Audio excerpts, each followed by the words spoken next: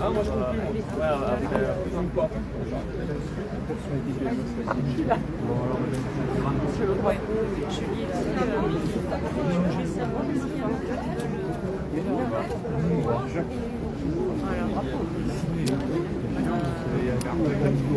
ouais, bah ça, de toute façon,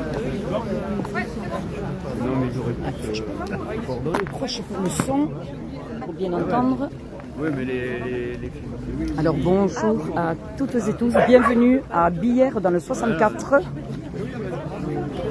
Donc il y a une conférence de presse, une mobilisation, la Confédération paysanne, donc ils vont prendre la parole, je vous laisse écouter.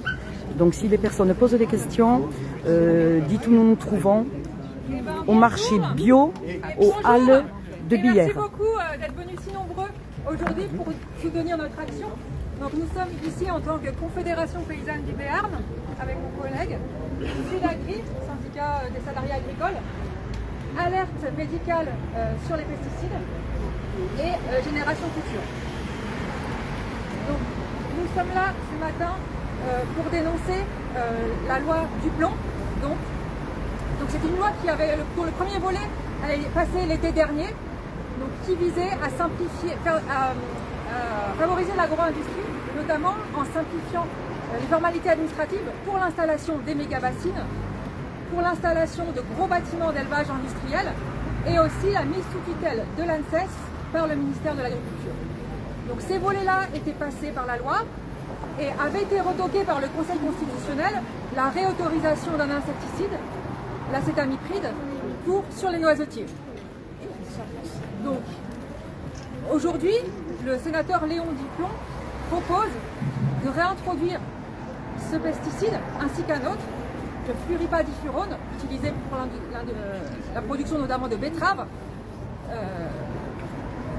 alors que aujourd'hui même l'Assemblée nationale débat sur la pétition qui avait été signée. Donc il y avait une mobilisation massive, rappelons, 2,1 millions de personnes, ça n'a été jamais vu en France, qui avait signé cette pétition-là, une manifestation massive de citoyens, citoyennes, associations environnementales et nous-mêmes pour dénoncer cet état de fait. Aujourd'hui, déposer une nouvelle loi pour réintroduire ces pesticides-là, c'est un déni de démocratie. C'est faire comme si, c'est nier la volonté populaire et faire comme si la mobilisation n'avait jamais existé. Aujourd'hui, en tant que Confédération paysanne, nous dénonçons ce projet de loi qui, au final, ne sert que l'agro-industrie. Il s'agit pour les filières sucrières et de noisettes, dont notamment on citera Ferrero et le Nutella, de baisser les coûts de production pour s'aligner face aux productions importées. Alors cette politique-là, qui a été menée donc, depuis de nombreuses années, je rappelle que baisser les coûts de production, c'est à terme baisser les prix. Ce n'est pas augmenter la valeur ajoutée sur les fermes et encore moins le revenu des agriculteurs. C'est cette politique-là qui, depuis de nombreuses années, a conduit à l'agrandissement des fermes pour maintenir les revenus et a causé la disparition de nombreuses exploitations agricoles dans nos territoires.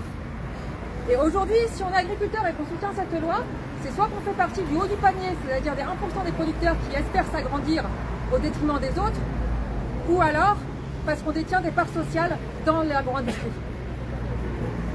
Et cela, à quel prix cela se fera? Réintroduire ces néocotinoïdes au prix de la pollution des nappes phréatiques, au prix de la mise en danger de la santé de nos concitoyens, des agriculteurs et des salariés agricoles. Je vous rappelle, sont les plus touchés par les maladies liées aux produits phytosanitaires. Mon collègue Martin en parlera un peu plus tout à l'heure. C'est aussi mettre en danger l'environnement et la biodiversité. Je rappelle l'importance des pollinisateurs et de la filière apicole. Le miel en France est en crise. Et c'est aussi quelque part contredire le discours scientifique parce que l'ensemble de la science s'oppose et l'ensemble des professionnels de santé s'opposent à la réintroduction de cette loi. Et au contraire, il y a une campagne de désinformation massive pour la réautorisation de ce pesticide qui est proprement scandaleuse et qui à terme ne fera que discréditer le discours scientifique et aussi discréditer l'ANSES. Donc en tant que Confédération Paysanne, vous l'avez compris, nous demandons le retrait de cette proposition de loi. Et je tenais aussi à rappeler qu'en tant qu'agriculteur à la Confédération Paysanne, nous pensons au contraire que préserver l'environnement et la santé publique, ce n'est pas une contrainte, c'est une responsabilité. Merci.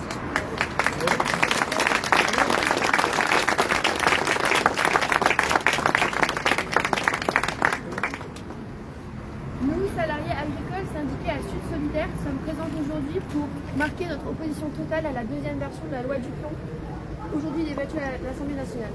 Cette loi, en réautorisant l'usage de plusieurs néonicotinoïdes interdits, dont l'acétamiprid, enferme les agriculteurs et agricultrices concernés dans une course perpétuelle pour acquérir de nouvelles technologies et nouvelles molécules dans l'espoir vain d'être compétitifs sur les marchés internationaux. En plus d'être illusoire, cette logique ne permet jamais aux agriculteurs et agricultrices d'améliorer la rémunération au long terme. Ce que Duplon permet, c'est l'engraissement des industries agrochimiques, agro-industrielles et agroalimentaires, les grandes gagnantes du monde capitaliste. Les perdantes, nous les connaissons et nous en faisons partie. Partout dans le monde, les travailleurs de la terre et travailleuses de la terre sont en première ligne de l'exposition aux pesticides, avec des conséquences dramatiques sur notre santé. Et nous, ouvriers agricoles, nous sommes invisibles dans les discussions et pourtant extrêmement impactés, avec des cerises de maladies, et à aucun moment notre avis nous est demandé, ni dans les exploits, ni à l'Assemblée, ni sur les plateaux télé. Cela fait des décennies que l'Europe empoisonne ainsi les travailleurs et travailleuses agricoles, les populations ici et dans le sud global, en produisant et fournissant à l'étranger des molécules interdites en Europe. N'oublions pas la responsabilité de la France envers les populations de Guadeloupe et de Martinique. La France doit faire l'objet d'une réparation à hauteur des préjudices connus. Les perdantes, ce sont aussi tous les habitants et des zones rurales qui seront soumis à des molécules qui mettent directement en danger leur santé. En fait, on est tous perdants. Premièrement parce que l'agro-industrie augmente ses marges, le prix de l'alimentation continue d'augmenter, obligeant de plus en plus de personnes à faire appel à l'aide alimentaire, mais aussi parce que la destruction de la biodiversité, l'appauvrissement des sols, la dégradation des cours d'eau provoquée par ce système mettent en péril nos vies. Alors, nous, à AgriPéarn, face à cette aberration, nous exigeons d'avoir voix au chapitre. Nous refusons d'avoir à épandre des produits qui nous rendent malades, qui tuent les insectes pollinisateurs et qui engraissent les grandes industries capitalistes. Le modèle agricole que nous souhaitons, c'est celui qui pense une agriculture profondément ancrée dans les territoires vivants que nous habitons. Nous souhaitons un modèle agricole qui prend soin de la terre, de celles et ceux qui la travaillent et qui garantit des systèmes alimentaires démocratiques. Merci. Bravo Julie.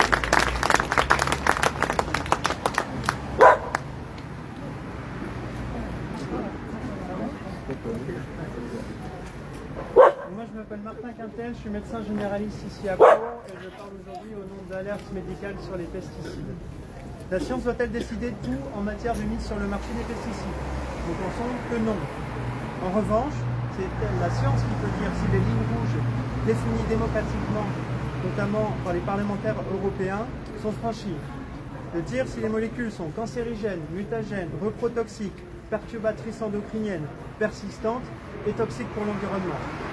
Et c'est là que le bas blesse. Depuis la dernière évaluation de l'EFSA en 2016, c'est-à-dire il y a 10 ans, les données scientifiques indépendantes se sont accumulées en termes de santé humaine. L'ANSES a fourni 40 de ses études en 2020 à l'EFSA sans obtenir d'infléchissement de sa position sur l'interdiction de l'acétamiprid. L'EFSA admet pourtant en 2024 qu'il existe une incertitude majeure concernant des troubles neurodéveloppementaux, c'est-à-dire que ces insecticides peuvent passer le placenta de la femme enceinte et venir directement impacter le fœtus, le cerveau du bébé en développement.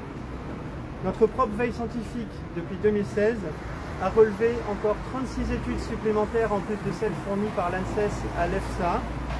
Et nous pensons, avec toutes ces inquiétudes, qu'il serait temps de classer l'acétamiprid 1RB, c'est-à-dire R1B, c'est-à-dire reprotoxique, probable en particulier au titre de ces troubles neurodéveloppementaux. L'ANSES doit donc demander le classement, ou la France doit demander le classement en R1B à l'EFSA et ainsi ce qui signifierait l'interdiction au niveau européen de cette molécule. En attendant, le politique, au nom du principe de précaution, dont je rappelle qu'il a été invoqué par le Conseil constitutionnel le 7 août 2025 pour retoquer l'acétamipride dans la loi, principe de précaution qui est inscrit dans la charte de l'environnement, c'est-à-dire en préambule de notre constitution française depuis 2005. Ce principe de précaution doit être appliqué et l'acétamipride ne doit pas être réautorisé, ni le flupyradifurone. En attendant, bien évidemment, il faut interdire les importations de l'extérieur, par exemple les noisettes, et on l'a déjà fait avec des clauses de sauvegarde pour plusieurs pesticides, notamment des néonicotinoïdes, dans le passé. Pour le flupyradifurone, selon nous, il s'agit bien d'un néonicotinoïde puisqu'il a exactement le même mode d'action. Selon l'EFSA elle-même, l'autorité européenne de sécurité alimentaire, les propriétés de perturbateurs endocriniens de cette molécule n'ont jamais été évaluées. La contamination des eaux souterraines au-delà des limites de qualité est probable. Les abeilles sauvages sont certainement impactées, de nombreuses études le montrent. Et enfin, il se trouve qu'un des métabolites, un des produits de dégradation du flupyradifurone est un PFAS, c'est-à-dire un polluant éternel dont on sait déjà que 70% des sols européens sont contaminés et dont on n'a pas fini d'entendre parler. Je vous remercie.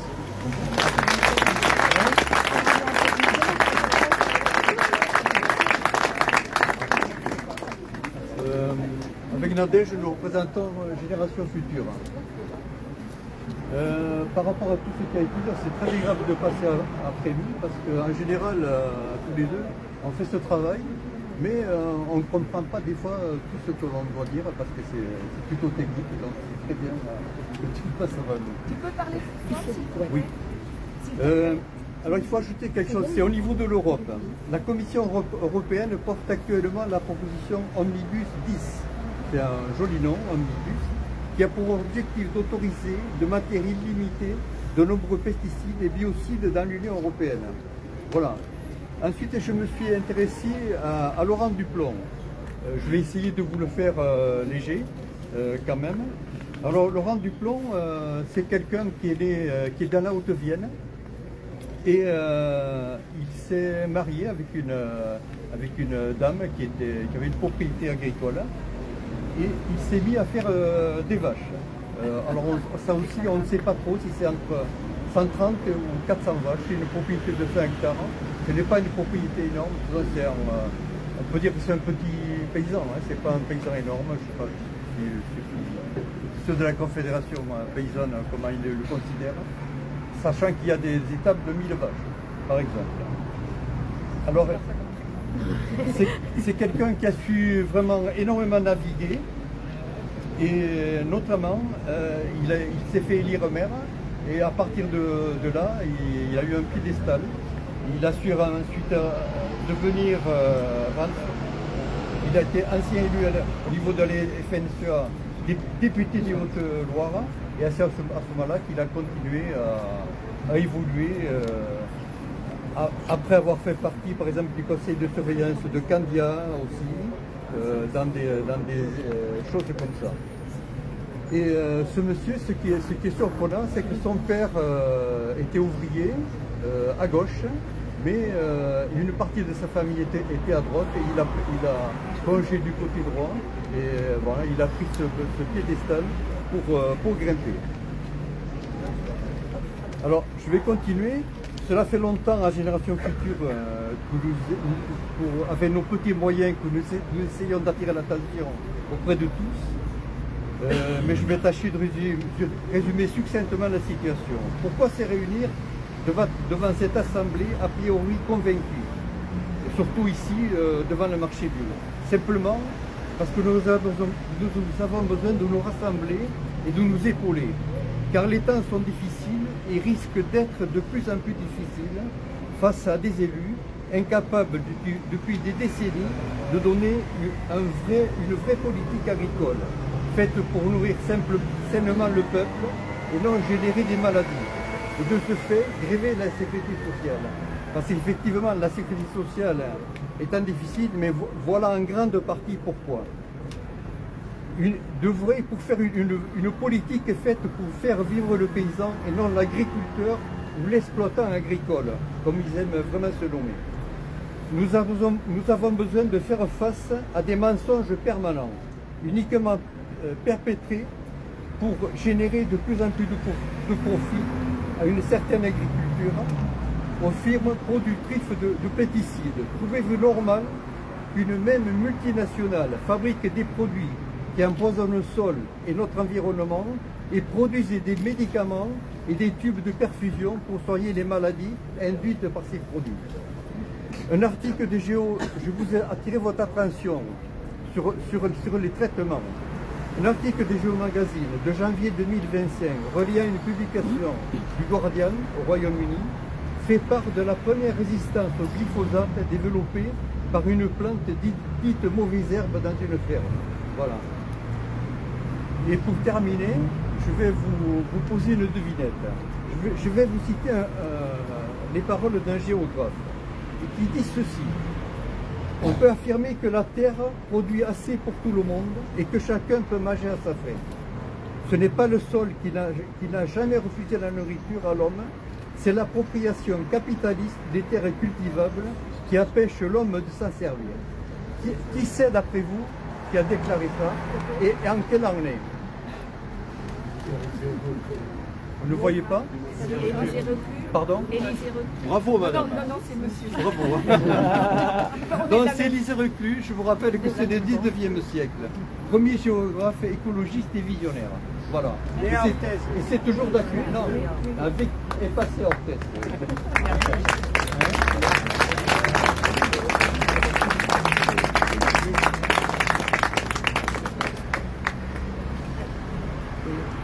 Je ne sais pas s'il y a grand chose à rajouter, hein. Je pense que tout a été dit par toutes les catégories de population. Si ce n'est que voilà, on est face vraiment à un gros déni de démocratie, 2 millions de signatures et on retente quand même le coup. C'est bien, il faut avoir la persévérance.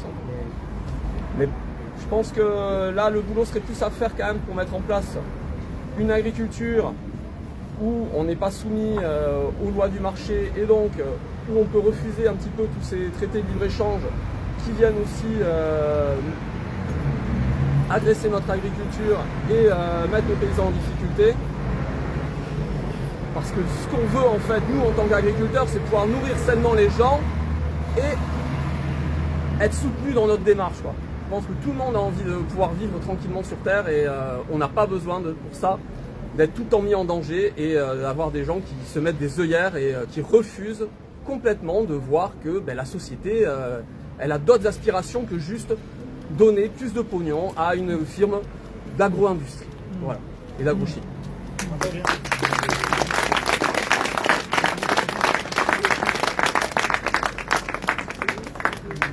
Si vous avez des questions.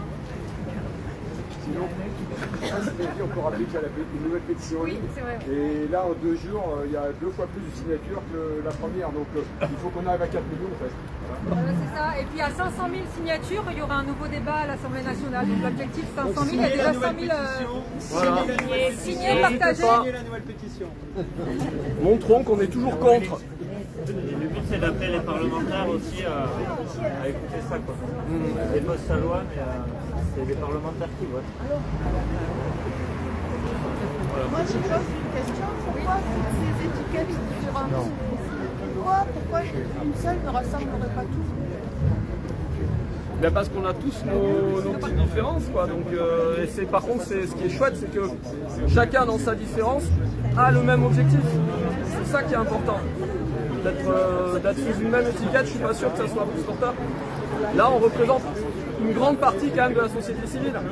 Voilà, les agriculteurs, les médecins, les consommateurs, les ouvriers agricoles, tout le monde est concerné par ces problématiques. Vraiment. Donc c'est là que ça montre vraiment la diversité et que le problème ne touche pas juste les agriculteurs, quoi. C'est vraiment tout le monde, quoi. Ah, il y a un tac qui a un peu.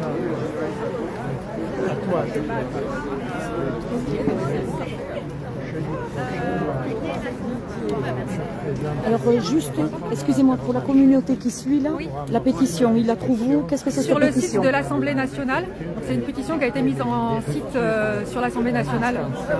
D'accord, la pétition qui consiste à? Qui consiste à demander le retrait de la loi qui vise à réautoriser l'introduction de néonicotinoïdes de son usage en agriculture. D'accord, merci. Tu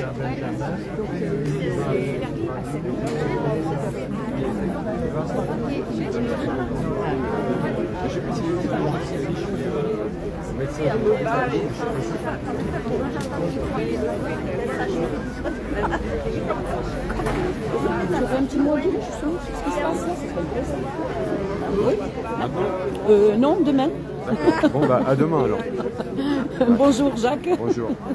Moi je suis là ce matin à la Halle de Bière en tant que membre de la liste Pau Insoumise écologiste et citoyenne à Pau qui se présente avec Jean-François Blanco. Tout simplement parce que là, il y a quelque chose d'inadmissible. Bon, ça a été dit clairement. Il y a quelques mois, on a signé une pétition contre la loi du plomb, qui, en gros, pour la faire courte, va permettre tous les produits chimiques dans l'alimentation. Il y a eu 2 millions de signatures.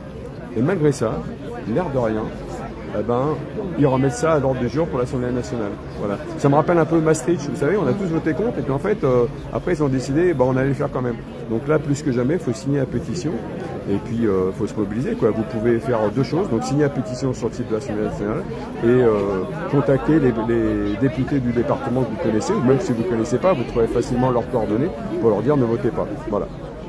Tu n'as rien d'autre à rajouter? Bah non, pour ce matin c'est ça, sinon votez pour Jean-François Blanco aux élections municipales à Pau, voilà. C'est quand même la seule liste de gauche de rupture, parce que voilà, nous on est contre Bayrou, mais aussi contre la politique du gouvernement Bayrou et du gouvernement Macron et de ceux qui le soutiennent comme le Parti Socialiste, voilà. Il n'y a pas de différence entre le national et le local. Voilà, bonne journée. Je te remercie Jacques. Voilà, donc il y avait cette mobilisation aujourd'hui au niveau, pour ceux qui connaissent, les halles bio à Billère dans le 64. Donc ce qu'il y a, c'est que j'ai été vraiment avertie à la dernière seconde, donc je suis arrivée presque en courant. Alors je vais voir si certaines personnes veulent parler. Je pense que ça va être peut-être un petit peu compliqué, ou pas, je ne sais pas. Je vais voir. Tu aurais un petit mot à dire, justement tant que je suis en direct? Me poser des questions. Ne fais pas de grimaces. Je sais pas de me coincer, ne fais pas de grimaces. Tout le monde t'a vu, c'est trop tard. Non, dis-moi, parce que bon, merci de m'avoir quand même averti qu'il y avait cette mobilisation, parce que bon, bien sûr, je l'ai su au dernier moment. Il faudra me le dire la prochaine fois un peu plus à l'avance, que je puisse prévoir. Non, mais c'est gentil à toi. Et qu'est-ce que tu pourrais me dire? Pourquoi tu es là aujourd'hui? Pourquoi tu es présent au Halles Bio à Billère dans le 64? Je suis billérois. Bon, j'ai eu ce message, donc c'est Christiane Marin, notre collègue des Gilets jaunes. Merci Christiane d'ailleurs, au passage. Merci Christiane, agricultrice dans le Gers, qui a fait la communication hier soir. J'ai de suite transmis, Brigitte a pu venir. Voilà, donc moi je suis là bien sûr pour soutenir ce qu'a dit la première interlocutrice qui a parlé. C'est un déni de démocratie, quoi. Il y a eu des pétitions, il y a eu 2 millions de personnes qui ont signé. Et là on revient dessus et on refait. Bon voilà. On tue une fois de plus les petits agriculteurs, quoi, les agriculteurs sains, et voilà. Donc, voilà, je ne peux pas en dire plus, mais je suis totalement, en tant que billérois, je me sens totalement, je suis très proche de la Confédération paysanne, voilà. Oui, tu aimes bien manger également, tu aimes bien savoir ce que tu as quand même dans ton assiette. J'aime ce que j'ai dans l'assiette, et je sais que avec l'agriculture bio et sans pesticides, je mange quelque chose de sain pour moi. J'espère vivre très longtemps en mangeant sainement. Voilà. Est-ce qu'aujourd'hui on peut, par contre, une question qui me taraude un petit peu, est-ce qu'aujourd'hui, avec tout ce qui se passe, tout ce qu'on nous balance, tout ce qui arrive, est-ce que tu penses vraiment qu'on peut parler vraiment de bio aujourd'hui? Vraiment, tu peux dire une agriculture vraiment bio à 100%? Je ne pense pas. Je ne pense pas, je suis de ton avis, par exemple. Puisque, vu tout ce qu'ils balancent déjà de là-haut, vu tout ce que... Voilà, moi j'ai fait des vendanges dans le domaine Nomboli à Monin, sur les coteaux de Monin. Bon, c'est du bio, mais du bio avec ce qui tombe du ciel. Il y a lac pas loin, il y a lac à côté. C'est ça que je me pose comme question. Est-ce qu'on peut vraiment dire que c'est bio à 100%? Ça sera toujours mieux. ça sera C'est toujours clair, mieux, toujours mais mieux. effectivement, Mais bio, les gens qui habitent à côté des endroits où on utilise des pesticides, bon, on voit les maladies qui chopent. Bon, la région de Mourenx, on sait très bien que les chiffres sont cachés, mais il y a plus de cancers au niveau des enfants. les cancers, oui, Voilà, les cancers, voilà. qui explosent Voilà. là-bas. Le docteur, là, je ne sais pas s'il travaille à l'hôpital et qu'il a expliqué très très bien, donc c'est vrai que... Et les chiffres, nous sont malheureusement, comme toujours, ils sont totalement faux, ils sont masqués, on n'en parle pas, et on fait toujours autre chose, on passe toujours outre la vie des gens, quoi, la vie des citoyens, parce que les citoyens, majoritairement, ils souhaitent vivre longtemps et manger sainement. Je pense que c'est de plus en plus dans l'air du temps. Voilà. Moi, je trouve dommage quand même qu'il y ait des mobilisations comme ça, mais je trouve de plus en plus dommage qu'il y ait de moins en moins de monde. En définitive, on dirait que les gens, franchement, ne se sentent pas concernés. Alors c'est vrai, bon, c'est mercredi, là, bon, il y a les vacances, mais quand même, bon, il y a beaucoup de retraités, il y a quand même des jeunes, bon. Oui, mais je trouve qu'il y avait à peu près, moi j'ai compté un petit peu, hein, bon, il y avait près de 80 personnes. Quoi, oui, voilà. Pour quelque chose qui n'a pas été trop diffusé, l'information je veux est arrivée dire. au dernier moment. Voilà, c'est dommage parce qu'il aurait pu y avoir justement plus de monde. Ouais. Et c'est ce qui est regrettable parce qu'on aurait pu avoir des interviews de personnes, enfin des témoignages de personnes, un peu plus que là, bon, parce que la mobilisation est terminée, les gens sont plus ou moins partis. Et ils vont faire un tour dans les halles ou pas du tout? Je sais pas, moi je sais pas ce qu'ils font. Moi je suis organisateur. Oui, tu es venu juste parce que tu as vu le. Bon, voilà, et puis je vais vous profiter, je sais pas si je peux profiter de ton live pour parler du cas de l'agriculteur de l'Arcebeau. Hein, ouais, mais après ça sera plus, voilà. Mais je voulais en parler quand même parce qu'il y a une mobilisation qui se prépare pour le 24 février. Il faut du monde, quoi. Il faut du monde. Oui, mais ça, j'en parlerai puisque justement je suis la première concernée de cette affaire. Je sais, donc. Justement, mais c'est très bien de le souligner. Tu as raison parce qu'il faut justement une mobilisation le plus possible de monde à Bayonne ce jour-là, au 24 février à 13h45. Très important qu'il y ait beaucoup de monde. Alors pour ton information, pour ton truc, bon, je suis bénévole à l'Open Terrégal, parce que je suis bénévole dans les sports tout le temps. Et j'ai vu une amie institutrice qui est de là-bas et qui va y aller. Quoi. Ah, ça c'est bien. C'est l'institutrice à la retraite qui est joueuse de tennis, qui est éducatrice, qui s'occupe du paratennis, qui est une très belle personne. Elle ne restait pas à Pau cette année comme bénévole, mais elle était au courant. Tu vois, elle était au courant. Oui, mais c'est bien ça. On la retrouvera sûrement là-bas. Et je lui ai dit, fais venir du monde. Quoi. Voilà. Elle est au courant, donc déjà par rapport au réseau, ça se voit pas mal quand même, déjà, c'est bien. Sur le Pays Basque, c'est bien. Les Basques sont, tu ne vas pas me démentir, mais bon, ils sont autrement mobilisés que nous ici. Hein. Oui, je pense presque à la limite qu'il y aura plus de Basques ce jour-là que de personnes d'ici. Et c'est dommage parce qu'un agriculteur, même qu'il soit du côté Pays Basque, je veux dire, ça n'empêche pas aux Béarnais, à tout le monde, aux Gersois, à tout le monde de venir. Effectivement, peut-être que c'est quand même, bon, c'est pendant la période scolaire que ce sera plus facile, peut-être pour certaines personnes. C'est un mardi, je crois. Hein. Mardi, oui, exact. C'est exact. Il y en a peut-être déjà des parents entre midi et 2 qui peuvent venir, à 11h, midi moins le quart. Bon. Oui. Mais des gens de Pau, c'est un peu difficile, quoi. Voilà. Il y aura des retraités, il y aura. Enfin, je veux dire, il peut y avoir du covoiturage. Donc, si vraiment, moi, je veux dire, il faut arrêter au bout d'un moment de se trouver des prétextes. Oui, je suis d'accord avec toi. Parce que soit il pleut, soit il neige, soit il fait soleil, soit c'est les vacances, soit il y a toujours une excuse pour ne pas se rendre quelque part. Si on est vraiment, voilà, si on veut vraiment défendre une personne ou défendre un sujet, je veux dire, on se trouve les moyens, 1 heure, je veux dire, de route, c'est pas la fin du monde, ça va pas tuer les personnes. Je te remercie quand même parce que c'est toi qui me l'as appris, hein, voilà, donc sinon je l'aurais pas su. Hein, donc, mais ce qu'il y a, c'est parce que sans aucune prétention, je suis le seul média à m'en occuper, étant donné que les médias mainstream ne veulent pas s'occuper de cette affaire. Au contraire, disent des choses qui ne sont pas à son avantage. Ses propos sont déformés, tandis que moi, les lives que j'ai fait avec Jean-Pierre Saldombide, je veux dire, à l'Arceveau et même à Bayonne, donc je veux dire, c'est du direct, il peut tout dire avec moi, et je veux dire, je suis vraiment heureuse de pouvoir aider cette personne, parce qu'en vrai, si on regarde bien, il est tout seul. Les élus ne sont pas là, les confrères ne sont pas là, les syndicats ne sont pas là, il n'y a personne. C'est lamentable de voir une chose comme ça.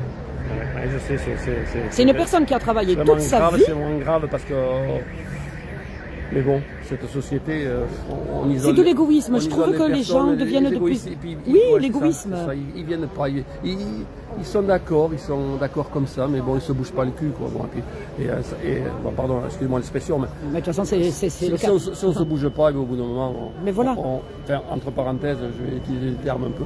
On nous entube encore plus, quoi. Voilà. Mais c'est ça. Et on nous met au plus bas.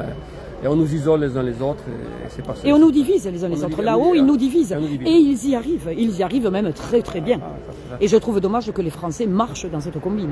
C'est ce que je trouve d'autant plus regrettable. Mais bon, on ne changera pas l'humain. Oui, on ne changera pas le français surtout. Des Français. Moi, le français surtout. Moi, je suis français, mais je suis très... Voilà, je me questionne sur mon pays, sur l'évolution de mon pays, sur ce qui peut arriver, ce qui se passe en ce moment. Oui, mais ça fait peur, quoi. Et j'avoue que je suis attiré par l'Espagne, je suis frontalier, j'ai peut-être des origines espagnoles, je le pense d'ailleurs, hein, parce que d'après mon arbre généalogique, il est fort possible. Mais je me sens plus espagnol en ce moment que français, ça c'est sûr, hein, par rapport aux décisions qui sont prises. Il y a beaucoup d'ailleurs de personnes et de jeunes qui s'en vont. Hein. Oui. Et beaucoup du côté de l'Espagne, comme tu dis, beaucoup. Et ailleurs, je veux dire. Hein. Après, côté Espagne, au niveau agriculture, bon, ils ont aussi leurs problèmes, ça c'est sûr. Et si tu regardes bien... Il y a des domaines où quand même leur économie marche mieux. Oui, mais voilà, j'allais le dire. Ils régularisent des migrants chaque fois. Bon, c'est quand même des choses importantes. Bon. En France, tu travailles, tu as un salaire, une fois que tu as tout payé, tu n'as plus rien. Alors vivre comme ça, franchement, au bout d'un moment, tu n'en peux plus, quoi. Voilà, c'est ça le problème. Bon, bah, écoute, je te remercie. Et moi aussi, attends, merci de m'avoir averti. Voilà. Je regarderai ton live. D'accord. À tout à l'heure. Merci à toi. Merci. Voilà, donc, je ne vais pas faire plus long. Je trouvais normal d'être ici aujourd'hui, hein, c'était normal. Comme je l'ai dit, j'ai quand même couru, hein, parce que j'ai été avertie presque au dernier moment, on va dire comme ça. Mais bon, vaut mieux tard que jamais, comme l'on dit. Hein. Donc voilà, donc j'ai fait ce que j'avais à faire. Et il a soulevé, oui, pour le 24 février, c'est très important. Il serait bien que, comme je le disais, ce n'est pas obligé que ce soit que des Basques. Hein. C'est pas parce que ça se situe au Pays Basque qu'il ne doit y avoir que des Basques qui soient là, qui soient présents. Donc, ça serait bien que beaucoup de monde se mobilise le 24 février au tribunal de Bayonne à 13h45 pour défendre Monsieur Saldombide Jean-Pierre.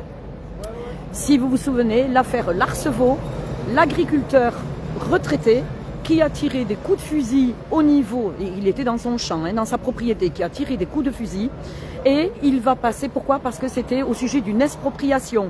Donc pour ceux qui ne connaissent pas l'affaire, c'est sur Belive Indépendant, c'est sur toutes mes plateformes, YouTube, etc. Les lives qui ont été faits avec Monsieur Saldombide, même quand nous sommes allés au conseil d'agglo à Bayonne, j'ai livé également. Ce monsieur a gentiment été... arrêté quelque part par le président en parole, je parlais, en disant que s'il continue de parler, il serait expulsé de la pièce, de là où on se trouvait bien évidemment. Donc c'est une histoire quand même qui est vraiment importante. Cet agriculteur a besoin de votre soutien à tous, je dis bien à tous, toutes les personnes qui peuvent se mobiliser. Vous pouvez covoiturer, vous le faites pour d'autres occasions. Je pense que cette personne a travaillé toute sa vie, hein, pour nous, je veux dire. Donc je pense que l'on peut se mobiliser pour lui venir en aide, le soutenir, ce qui est très important. Le soutenir, il faut montrer que nous sommes là en soutien, que cela nous concerne à tous et que nous sommes solidaires. Ce n'est pas parce qu'il est à la retraite que nous ne devons pas être solidaires. Donc à la suite de ces coups de fusil, puisque ils avaient commencé l'expropriation. Aujourd'hui, il est exproprié. Vous regardez son affaire sur Belive et vous comprendrez vraiment ce qui se passe au sujet de M. Saldombide Jean-Pierre, agriculteur à la retraite exproprié. Très important. Regardez ce live et vous comprendrez. Donc tout ce que je vous demanderai, s'il vous plaît, moi je serai présente bien sûr pour M. Saldombide, étant donné que je m'occupe entre guillemets, pas en tant qu'avocate puisque je ne le suis pas, mais je m'occupe de cette affaire en le médiatisant. Parce que les médias mainstream l'ont malheureusement descendu. Les médias, les autres, il n'y en a pas. Il n'y a que moi qui, sans prétention, comme je le disais tout à l'heure, qui le suis et qui le médiatise. Voilà, parce qu'il ne faut pas le laisser dans les oubliettes. Voilà, donc je compte sur vous pour les partages, les likes et surtout être présent le 24 février à 13h45, ça tombe mardi, au tribunal de Bayonne et nous verrons la suite de ce qui se passera. Moi je serai présente, je serai à ses côtés puisque nous y allons ensemble. Je serai à ses côtés du début qu'il va rentrer dans le tribunal et à sa sortie. Donc je serai là justement pour le médiatiser et lui poser des questions pour voir ce qui s'est passé à l'intérieur parce que je ne pourrai pas filmer. Peut-être je pourrais m'y rendre à l'intérieur mais je ne filmerai pas bien sûr puisque c'est interdit.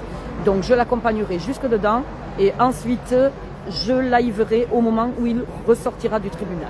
Voilà, donc très important, venez s'il vous plaît, montrer pour une fois qu'il y a vraiment de la solidarité parce que c'est un monsieur qui est vraiment tout seul, qui se bat depuis quelque temps, un bon bout de temps, qui se bat tout seul.